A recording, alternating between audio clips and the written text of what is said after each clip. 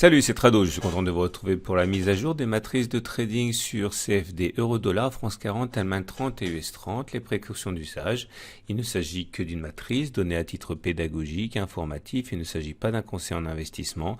Vous devez vous rapprocher d'un conseiller ou d'un professionnel pour savoir si l'utilisation des CFD à risque limité correspond à votre profil d'investisseur et vous devez en plus avoir vos propres signaux d'achat et de vente, ceux dans lesquels vous avez confiance pour pouvoir utiliser ces matrices. On va commencer par le CFD euro-dollar que l'on présentait la semaine dernière en données 4 heures.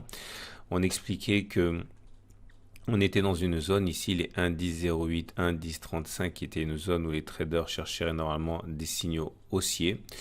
Voilà ce qui s'est produit, hein. On était donc dans l'ellipse verte et comme vous pouvez le voir, hein, on a rebondi très fortement, hein. Il y a eu une première attaque haussière, puis une deuxième attaque haussière, puis même une troisième attaque haussière ici, qui est finalement venue échouer sur les 1.1177, 1.1153, hein, zone qui était présentée la semaine dernière comme une zone où les traders chercheraient essentiellement des signaux baissiers.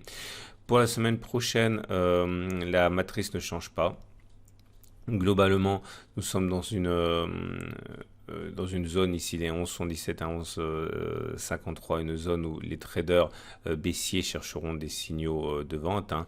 Par contre, étant donné que la tendance elle est haussière quand même pour l'euro-dollar, les traders qui cherchent des signaux haussiers chercheront sans doute à intervenir dans la zone des 1,1108, 1,1033 ou alors au-dessus de la zone des 1,1177, 1,1153, consensus client neutre, hein, légèrement vendeur à 52%.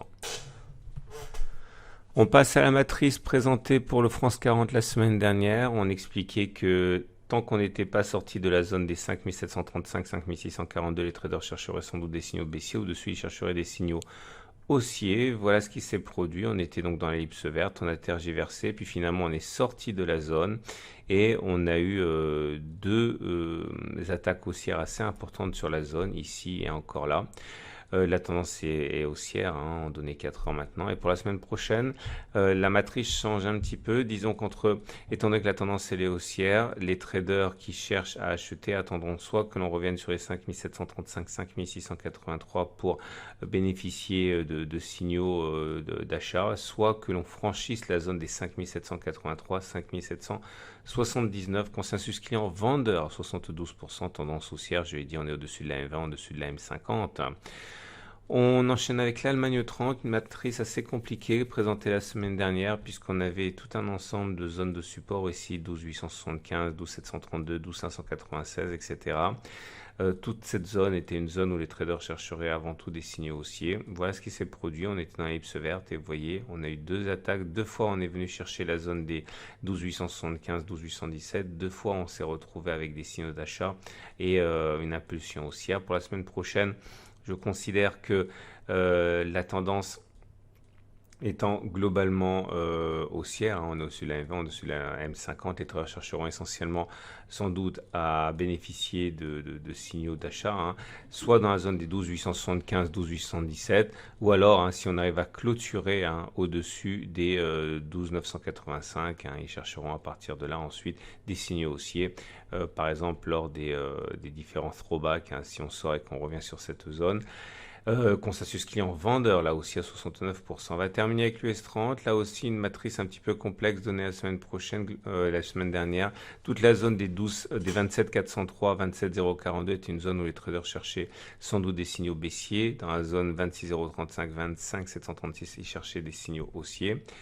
Voilà ce qui s'est produit, hein. Donc on était dans l'ellipse verte, vous voyez, hein, je ne sais pas si vous avez eu l'opportunité de pouvoir débusquer des signaux baissiers, mais il y a eu des attaques baissières nombreuses ici, encore là, et puis une grosse attaque baissière ici, hein.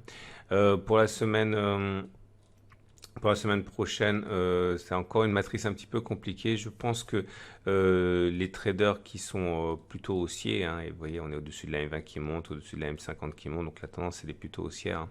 Les traders qui cherchent des signaux haussiers attendront sans doute que l'on revienne et qu'on ait des signaux d'achat dans la zone 27 120, 27 042 ou alors dans la zone 27 315, 27 165.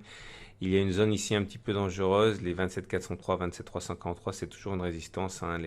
Ceux qui ont des scénarios baissiers en tête chercheront sans doute des signaux baissiers dans cette zone. Par contre, au-dessus, normalement, les traders devraient chercher avant tout des signaux haussiers. Voilà, consensus client, vendeur à 75%. Voilà ce qu'on pouvait dire pour ces quatre matrices. C'est une excellente semaine et je vous dis à la semaine prochaine pour la mise à jour.